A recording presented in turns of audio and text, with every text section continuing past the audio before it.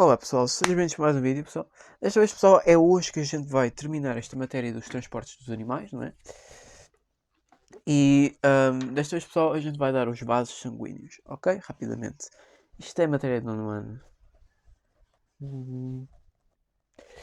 Ora bem, portanto, basicamente nos sistemas circulatórios fechados, ok? Portanto, não é aberto, é fechado, ah, onde se incluem os vertebrados, existe uma rede de vasos que comunicam-se entre si, ok?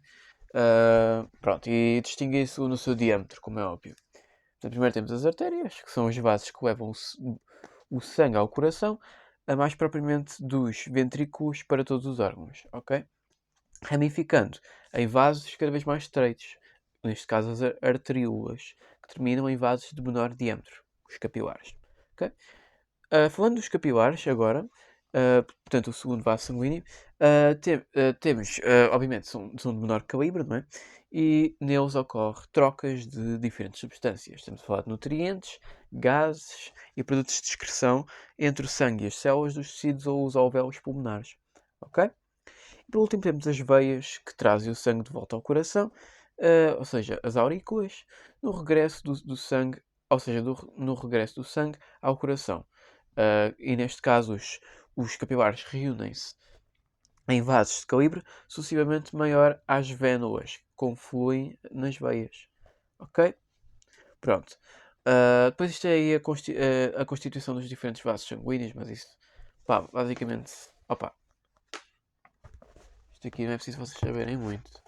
É tipo, está aí os capilares e essas coisas, essas túnicas externas, médias e internas.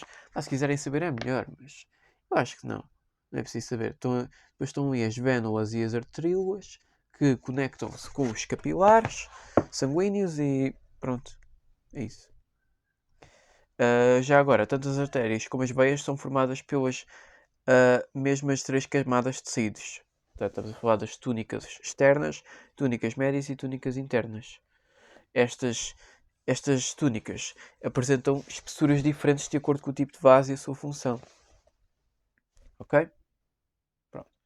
Então, agora, aplicando esta coisa das túnicas, por exemplo, nas artérias, reparamos que tem mais tecido muscular, uma vez que necessitam de aguentar a elevada pressão com que o sangue chega até elas, quando é impulsionado pelos ventrículos e porque transporta o sangue para todas as partes do corpo, daí serem contráteis,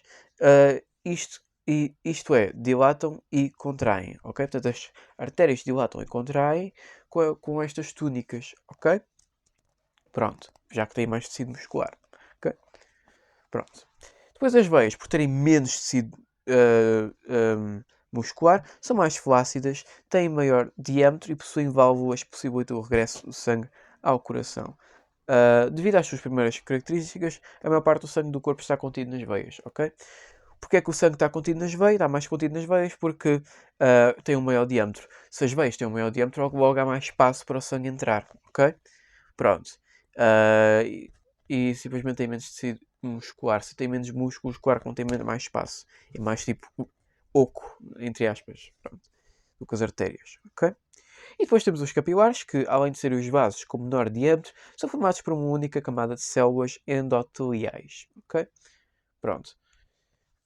E aqui mostra a imagem de um cão a dizer que os músculos contraem e uh,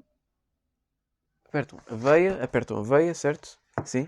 Depois a válvula inferior fecha e isso impede o retrocesso do sangue. E depois a válvula superior abre e o sangue segue em direção ao coração. Ok? Pronto. Portanto, ao circular o sangue ao circular exerce pressão sobre a parede dos vasos sanguíneos. Aí se chama-se pressão sanguínea. Porque, imagina, aqui estamos a falar agora de três tipos de pressão. A primeira pressão é esta pressão sanguínea, que é o sangue que faz pressão na parede dos vasos sanguíneos. Depois, nas artérias, a pressão sanguínea oscila, sendo máxima em resultado da sístole. O que é sístole? A gente já falou na aula passada.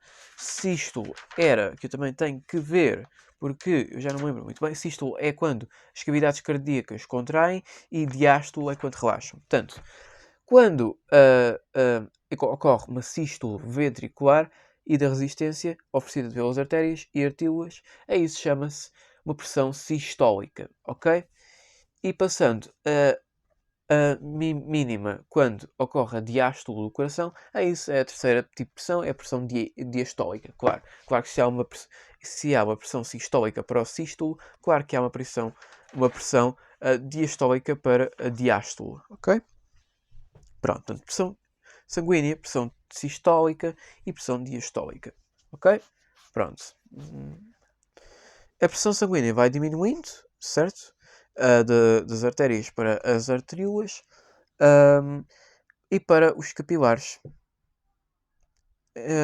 cuja pressão resulta essencialmente do seu menor diâmetro. Claro que os capilares têm menor diâmetro, são os mais finos, que assim oferecem à passagem do sangue. No entanto, os vasos com menor pressão são as veias, como é óbvio, como a gente já viu, onde a pressão sanguínea é baixa para valores próximos de zero, não permitindo por si só o regresso do sangue ao coração, especialmente nos membros inferiores.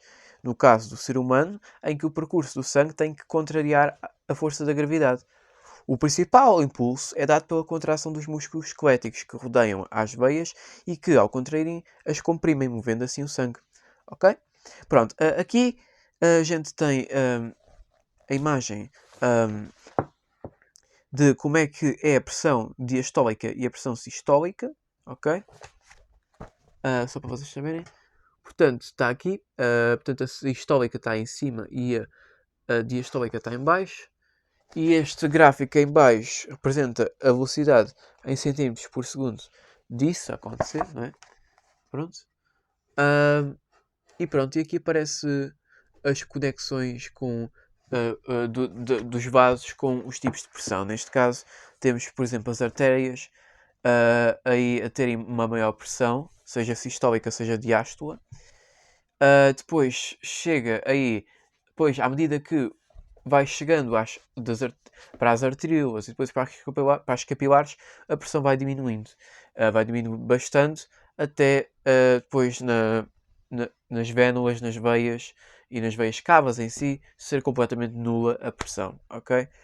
A velocidade é nula nas capilares, ok? A velocidade começa praticamente nos 48 cm por segundo nas artérias, depois vai descendo quando chega à conexão entre as arteríolas e as capilares e depois volta a subir, só que não sobe assim tanto como o inicial, volta a subir quando se vai saindo das capilares sob vénulas, mas não vai subir até lá em cima lá em cima com a posição inicial como seria nas artérias, ok?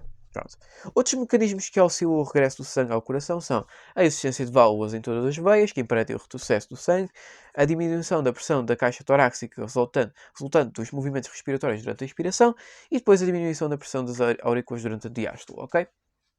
E é isso. Portanto, para resumir, acerca dos vasos sanguíneos, as artérias recebem o sangue do coração sob pressão e conduzem-no aos restantes órgãos, sendo resistentes e elásticas. As capilares formam uma extensa rede por todos os tecidos, são constituídos por uma única camada de células e permitem as trocas entre o sangue, os tecidos e o meio exterior. Ok? Portanto, as capilares são basicamente entre as arteríolas e as vénulas, que estão entre as artérias e as veias, que estão entre a aorta e as veias cavas. No caso, a aorta é a saída do coração e as veias cavas é a entrada do coração.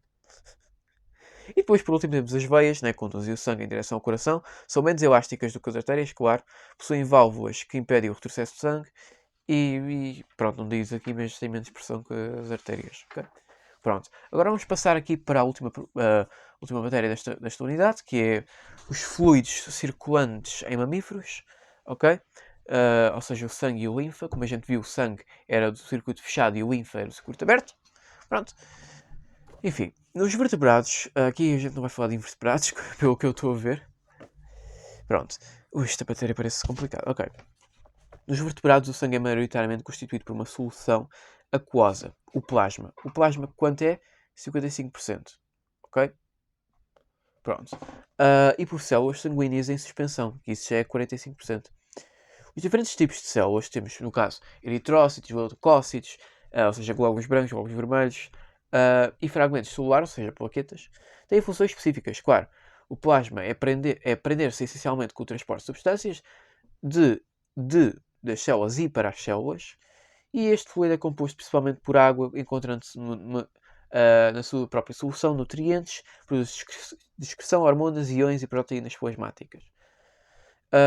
A maior parte do dióxido de carbono é também transportada pelo plasma. Num ser humano, a quantidade de plasma é em média de 3,5 litros. Para que é que eu preciso de saber isto? Eu não faço a menor ideia. Isto é matéria de nono ano. O sangue não contacta diretamente com as células, apesar da atenção, o sistema circulatório dos mamíferos ser fechado, ok?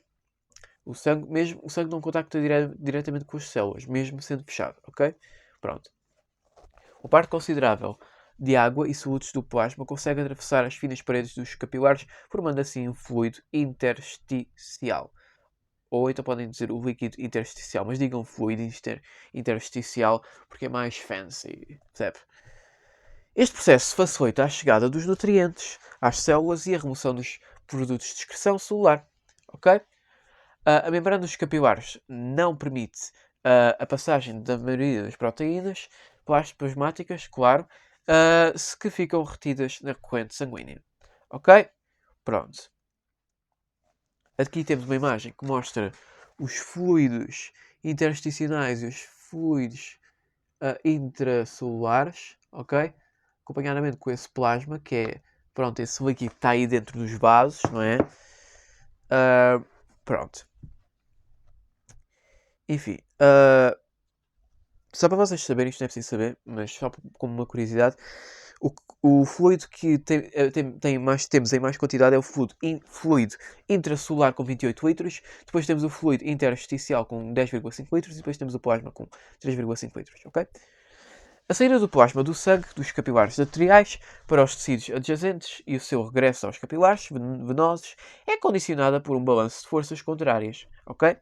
A pressão sanguínea força a saída de plasma dos capilares, mas a presença de proteínas no sangue gera uma pressão osmótica favorável à entrada de fluido nos capilares, ok? Pronto. Não há muito a dizer.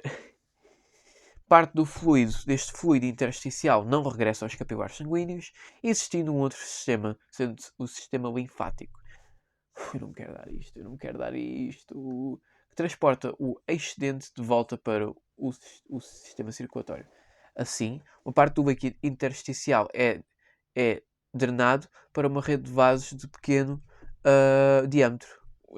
Neste caso, o que é que tem pequeno diâmetro? Os capilares. Passando a designar-se linfa. Ok, afinal estava enganado. Afinal, linfa não é para o sistema aberto, acho eu. Quer dizer, é, mas não se aplica aqui, acho eu. Estes capilares unem-se noutros de maior diâmetro, os vasos linfáticos, acabando a linfa por regressar ao sistema circulatório por veias subclávias. Ok? Ou seja, o que é subclávias? Ou seja, entroncando estas nas veias cavas. Ai, life. A linfa move-se nos vasos linfáticos por mecanismos idênticos aos do sangue nas veias. Os vasos linfáticos possuem válvulas cuja função é impedir no retrocesso da linfa. E o sangue, ou seja, o fluido intersticial e a linfa, o sangue, o fluido intersticial e a linfa são componentes do meio interno que permitem às células estar indiretamente em contacto com o meio externo no qual dependem. Ok? E é isso, acabamos a unidade. Vamos só resumir aqui esta parte. Portanto, o plasma sanguíneo transporta substâncias, como a gente já viu, recebe produtos de excreção para a eliminação. Depois o fluido intersticial banha os tecidos, está em contacto direto com as células, permitindo as trocas que têm de realizar com o meio.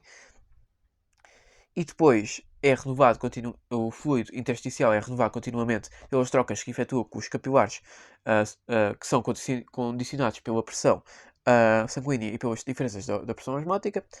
E depois o excesso de fluido que não regressa aos capilares é recolhido pelo sistema linfático, ok? É uma das funções do sistema linfático. O fluido intersticial que há a mais no corpo é recolhido pelo sistema linfático, ok?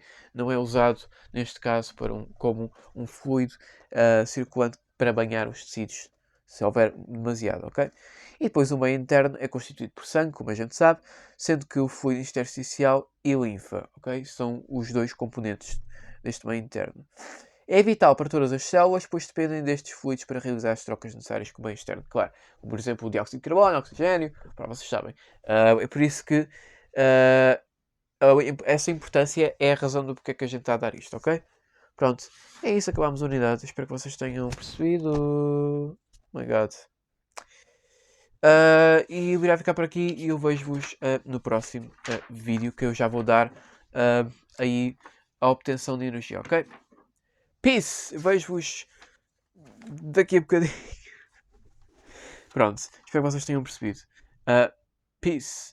Só uma coisa, é por razão porque é que eu não dei esta última parte muito bem, é porque eu no terceiro período do ano passado, no 10º ano, eu acho que eu acabei na circulação dupla e completa e incompleta, portanto eu não me lembro. Atenção, eu não me lembro de dar esta parte dos círculos. Eu acho que eu dei, mas eu dei tipo no último dia de aulas, quase. Portanto, epá, eu estava um bocado. Já tínhamos feito o último teste, eu estava um bocado. Por isso é que pronto, eu não sei o que é isto. Mas pronto, enfim, vou ir ficar por aqui e vejo-vos no próximo vídeo. Tchau, maldinha! Tchau, malta!